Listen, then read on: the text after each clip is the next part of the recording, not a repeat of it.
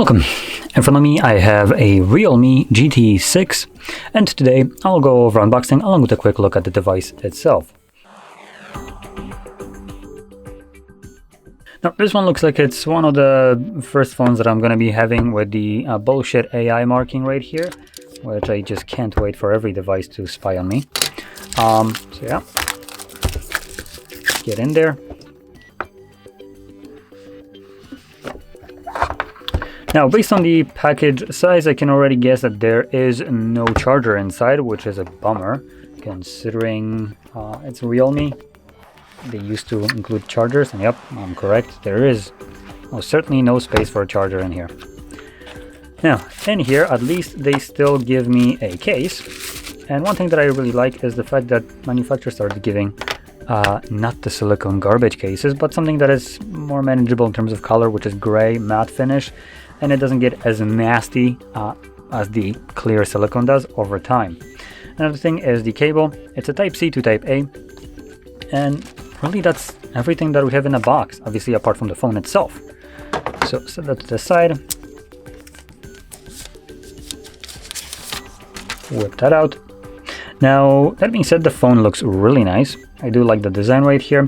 The back is entirely glassy. It has just kind of two finishes. This one is kind of looking more like it's almost matte on the camera, but it is fully glass.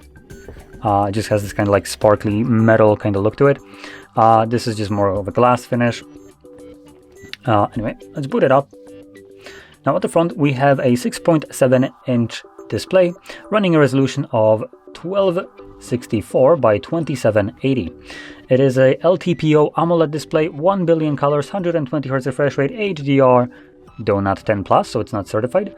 1600 nits of brightness and a peak brightness of, there is no freaking way that this can be correct, 6000 peak brightness. I do not believe this is correct, to be honest. So take that with a grain of salt. Considering the typical brightness of a 1600 nits, it's 5 times brighter display. No, doubt it. But who knows? It could be correct. I just wouldn't really bet on that. Now, additionally, it could be also a marketing stunt. Most devices have much brighter displays than they actually display whenever you're using it. And for instance, Samsung hides their like the brightness options under like a sub-menu of brightness slider. So you'd have to go out of your way to actually enable it by default, even though it states that it's bright or brighter than it usually is. Same thing goes with the resolution. Most phones, when they have like 4K resolution or 1440p, they're using 1080p, and you have to go out of your way to turn it on because you get better battery life with 1080p, and arguably no one can tell the difference. Okay. Now, let's continue on. So, let's talk about the cameras at the back. So, the main sensor right here is a 50 megapixel f1.9 26mm wide lens with PDF optical image stabilization. And I'm not sure if this is the one, but it does state that we have a Sony LYT 808 OIS camera. So yeah, this probably is the main sensor, the Sony camera, because it does have optical image stabilization. Now, besides that, we have 8 megapixel f2.2, 16mm 112 degree ultra wide lens, and with those cameras you can record videos at 4K up to 60 frames and 1080p also 60 with slow motion of 120. Now, if we flip it over to the front, we have a 32 megapixel selfie camera, f2.5 22mm wide lens, panorama, and it allows you to record selfies, videos, obviously, at 4K 30 and also 1080p 30. So no support for 60, unfortunately. Okay. Now, continuing on into the OS right here, we do have, what is it? Can't find it. There we go. Android 14 running Realme UI 5.0. Skin over it. So at the moment, this is the newest Android that you can possibly get. Soon enough, this device will get upgraded to the Android 15, which still hasn't been released, I think, yet, but it should be soon. Continuing on into the internals now, we have a whopping 6000 mAh battery. That's a pretty decent battery cell considering this device is relatively small with a 6.7-inch display. And just to kind of compare it to, this is my old phone, a Huawei Mate 20 Pro, and in terms of size, it's close enough, though this one has, I believe, 5000 mAh, which is 5000, yeah. So it, in terms of size, is very similar, but it has more traditional battery size, so this one actually has a bigger battery.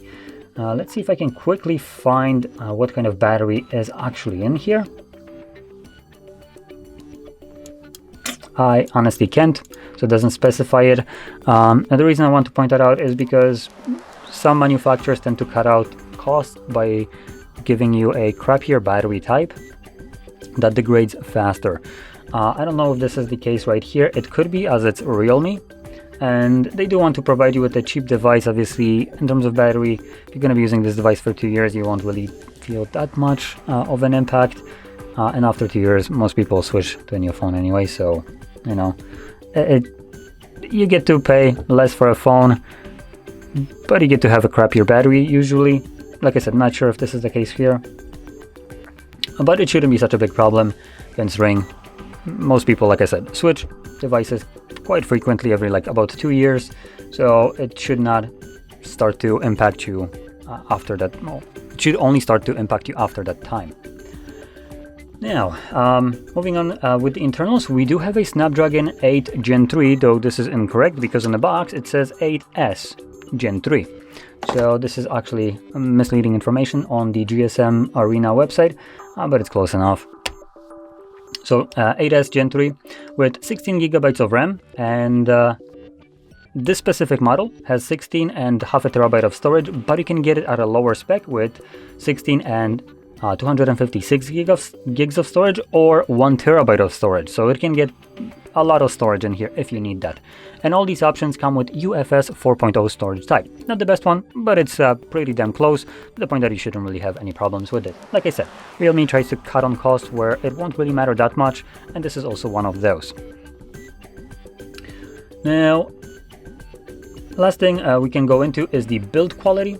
So this is glass back. We have a plastic frame, so again, more cost cutting, though it seems to be pretty okay. It doesn't look like, you know, it doesn't scream this budget plastic kind of look to you, so that's positive. Now we do have not fingerprint, but we have power button right here and volume rockers, and that leads me to believe that we have under display fingerprint sensor, and yes we do. So interesting enough, we do have under display, which is pretty surprising. Now at the top of the phone we have IR blaster, so this little reflective thing is an IR blaster, a very handy thing if you tend to travel a lot. If you tend to stay in hotels, just get your phone. If you can't find the AC remote, pair it up, and voila, you can go. Same thing goes with the TVs and other things. You can pair a lot of things using the built-in app to pair a lot of IR remote controls and use your phone only to control all of them. Now, besides that, we have a microphone and whatever that is next to it, I'm not sure. Then here we got our speakers, charging port, obviously Type-C, another microphone, and our tray. Now this is only a SIM tray. There is no expandable storage by the looks of it, but I will pop it out just so I don't make a fool of myself more than I usually do. And yeah, as you can see, it is just a SIM tray. Now it does allow you to use 2 different SIM cards, so a bit of a plus. And continuing on, that's basically it, at least for the build right here. Now, one last thing, I'm gonna put on the case just so we can see how that looks like, and the case fits pretty nicely. One thing that I didn't mention, the display right here is curved, so if you're not a fan of that, keep that in mind. I know that a lot of people don't like the curved display. I personally do like it because using gesture navigation just makes it feel so much nicer when swiping from a side. And one more thing, the display already comes with a pre-applied plastic screen protector, as you can see right here. It's kind of like circle around the camera. So that is a kind of plus and minus. When it comes down to curved displays and using gestures, it just kind of catches your finger. It's not as good. I personally like to take this off whenever I will be using that. because it just doesn't feel as good for gestures. But with the case on, it doesn't actually interfere anymore because the case has a bit of a lip over it, so yeah, it doesn't get in the way anymore. So there we go. Oh, right. One last thing that I didn't mention. I did say the battery size right here, which is 6,000 milliamps, but the charging speed right here. This device supports 100 watts wired charging. So it's stupidly fast in terms of charging speeds, though, like I mentioned, it unfortunately doesn't come with a charger included in a box, which is a bit of a bummer considering Realme before included those. And honestly, when I'm buying a device, I would very much like to have an entire package, because if I'm just a first-time buyer of a phone, I might not have a charger. And it's kind of garbage that I buy a phone that probably costs more than $600. I haven't checked yet. And I don't have a charger to charge it. So after a day and a half to 2 days, that's a dead phone. I genuinely hate the idea of we saving the environment bullshit by not including a charger. But we make dozen different phones per year, all with their batteries, all not being sold probably as well, all being recycled some sketchy way that we won't say. So yeah, it just, I never believe that companies say, oh yeah, we care so much about the environment. We don't need to look far. All we need to do is just look at the biggest brands like Samsung and Apple, which Apple just recently sued a company that was supposed to get rid of their devices, but instead they decided to do the eco-friendly thing, which is refurbish them and resell them. Apple didn't like that because, you know, we're so friendly at Apple that we like you to buy a new phone at full price rather than buy a used one, so the environment doesn't get polluted. So make it make sense. Anyway, now with that being said, I'm gonna lastly check the price of this device. So GT6, and we're looking at a price of, you can actually find it,